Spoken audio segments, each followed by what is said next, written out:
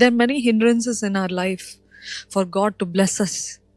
దేవుడు ఎంతగానో ప్రతి ఒక్కరిని ఆశీర్వదించాలని, ప్రతి ఒక్కరిని దీవించాలని దేవుడు ఆశపడతాడు. కానీ మనలో ఇంకా పరిపక్వత లేకపోయి, మనలో ఇంకా మెచ్యూరిటీ లేకుండా, మనం ఇంకా చిన్నపిల్లల స్వభావం, భావోద్వేగాలు, ఎమోషన్స్, కార్నల్ నేచర్, శారీరకమైన ఈ బుద్ధి నుండి, ఈ నేచర్ నుండి మనల్ని విడిపించాలని, ప్రతిరోజు పరిపక్వతలోకి నడిపించాలని, ప్రతిరోజు పరిపూర్ణతలోకి నడిపించాలని దేవుని ఆశ. Until you get to that level of ఆయన కృపలో, ఆయన రూపములో, ఆయన గుణగణాలతోటి మనము నింపబడకపోతే దేవుడు లెవెల్స్గా హెచ్చించలేడండి. అంతకంతకు దిగజారిపోతూ ఉంటాం. చూడండి, మనము చాలాసార్లు we underestimate how important it is to be humble. చనువుగా చూస్తాం, ఇదేముందిలే అని అనుకుంటాం. దేవుడు మనల్ని తగ్గించుకో, నీకు తెలియకుండా, నీకు అవగాహన లేకుండా, నువ్వు గుర్తించకుండా, నీలో తెలియకుండా గర్వం వచ్చేస్తుంది. చూసుకో, it is really important to know and to obey God and to be humble. తెలుసుకోవాలండి, అసలు తెలుసుకోవాలి. నేను ఎక్కడ గర్విష్టిగా ప్రవర్తిస్తున్నాను, నేను ఎక్కడ నాలో ఈ గర్వము పైకి లేస్తూ ఉంది, మొలుస్తూ ఉంది, ఎదుగుతూ ఉంది. ఏ విషయంలో you might be proud and you don't even realise it. గర్విష్టిగా ఉండి అసలు తెలుసుకో. కానీ అందుకని దేవుడు ఈరోజు మనతో మాట్లాడాలని ఆశపడుతున్నాడు. నువ్వు ఏ విషయంలో గర్విష్టిగా ఉన్నావో ఈరోజు దేవుడు సూటిగా, స్పష్టంగా మీతో మాట్లాడాలని ఆశపడుతున్నాడండి. దేవుడు వాక్యం తెలియజేస్తుంది. దేవుడికి గర్విష్ఠులు అంటే అసహ్యం. దూరం పెడతాడంట. పైనుండే ఎవరు గర్విష్ఠు అని దృష్టిస్తాడంట. ఎందుకంటే దూరం నుండి తెలుసుకుంటాడంట దేవుడు ఫలానా వ్యక్తి గర్విష్ఠి అని.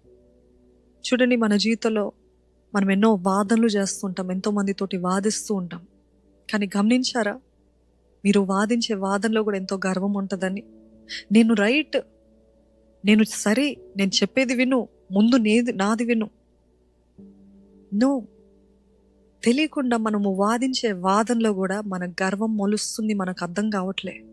చూడండి, ఎవ్రీ గాసిప్ ఇస్ ప్రైడ్. కొండాలు చెప్పటము, ఇతరుల గురించి వారి వెనుక మాట్లాడటము, వారు లేనప్పుడు, వారు లేని సమయాల్లో వారి గురించి మాట్లాడటము గర్వము. అసూయ పడటము గర్వము. జీవించబడితే, ఎవరైనా చక్కగా కనపడితే, లేకపోతే ఎవరికైనా మీకంటే ఉన్నత స్థితిలో ఉన్నట్లయితే వారిని చూసి అసూయ పడటం కూడా గర్వమే. తీర్పు తీర్చడము గర్వము. తీర్పు తీరుస్తున్నారా? తీర్పు తీర్చడం ఎవరికి ఉంటుందంట? గర్విష్ఠులకు ఉంటుందంట. ఎప్పుడు తీర్పు తీరుస్తారు? Because they think they are better than everybody else. అందరికంటే వారు గొప్పవారు, అందరికంటే వారిలో ఎంతో మంచి ఉందని చూపించుకోవడం కోసము they like to judge others. చూడండి, లూసిఫర్ పైనుండి పట్టడానికి కారణం ఏంటంటే గర్వం. దర్స్ only one thing that made Lucifer fall. ఆ పైన ఆకాశం, ఇదిగో నేను దేవునితో సమానం, లేకపోతే దేవుడి లాగా ఉండాలన్న ఆశ, గర్వంతోటే కదా అది ప్రారంభించబడ్డది. ఆ గర్వము, I too want a title, I too want fame, I too want to be recognised, I too want to be worshipped. నేను కూడా అని అంటున్నారా? అది గర్వము.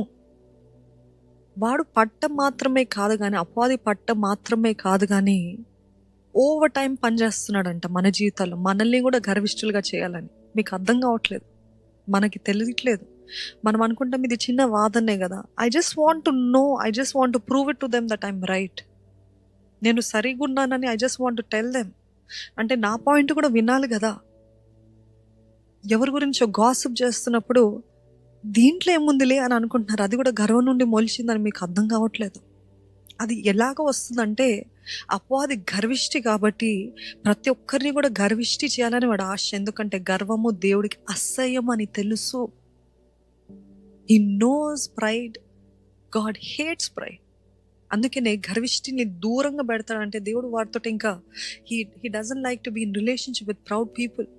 ఎందుకంటే ఆయన దీనుడు, ఆయన కనికర సంపన్నుడు, ఆయన ఎంతో ప్రేమమయుడు, కృపామయుడు. కాబట్టి గర్విష్ఠుల్ని చూసినప్పుడు it is against his nature.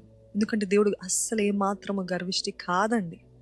ఆయన సర్వోన్నతుడైన దేవుడు, ఆయన గొప్ప మహిమలో నివసించే దేవుడు. అయినప్పటికీ దీనుడు వలె, దీనుల దగ్గర దీనుడు ఉంటాడంట దేవుడు.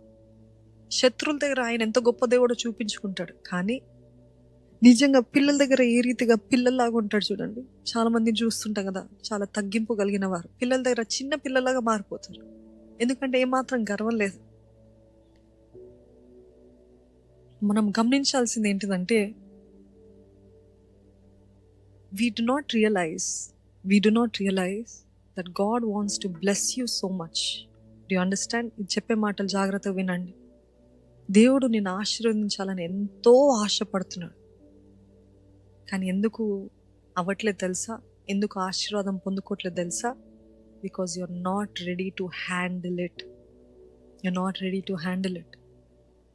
దాన్ని ఎలాగా అదుపులో పెట్టుకోవాలో, ఆ ఆశీర్వాదాలను కూడా తగ్గింపుతో, దీనత్వముతో, గర్వము లేకుండా, అది ఇంకా అటువంటి మెచ్యూరిటీ లెవెల్కి రాలేదు కాబట్టి, ఆ పరిపక్వత లెవెల్కి రాలేదు కాబట్టి దేవుడు ఆ లెవెల్ అంటే ఆ పరిపూర్ణత వచ్చేంత వరకు దేవుడు ఆపిపెడతాడు. కొన్నిసార్లు మనం అనేకసార్లు అంటాం అపవాద ఆపిపెడుతున్నాడు. నో, దేవుడు మనల్ని పరిపక్వతలోకి నడిపించాలని, ఆయన రూపము కలిగి ఉండాలని, ఆయన గుణగణాలతోటి జీవించాలని దేవుడు కావాలని ఏం చేస్తున్నాడు తెలుసా అండి?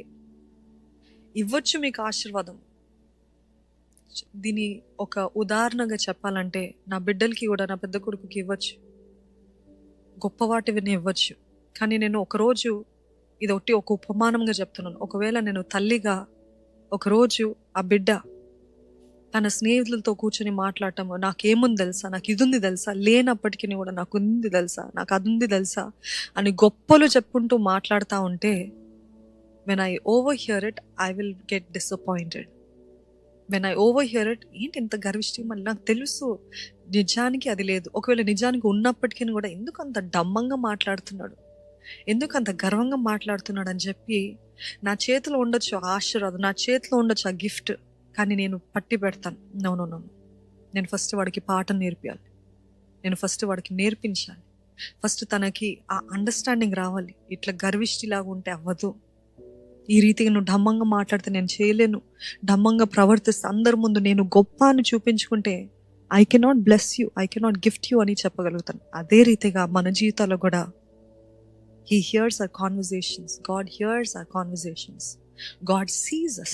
ఎల్రోయి, ఎల్షమ్మా అంటే చూచుచున్న దేవుడు, వినే దేవుడు, ప్రతి సంభాషణ వినే దేవుడు. మీరు ఇతరులతో ఎలాగ డమ్మంగా మాట్లాడుతున్నారో మీకు తెలియట్లేదు, కానీ దేవుడు చూస్తున్నాడు. అందుకే నేను బిగబట్టాడు.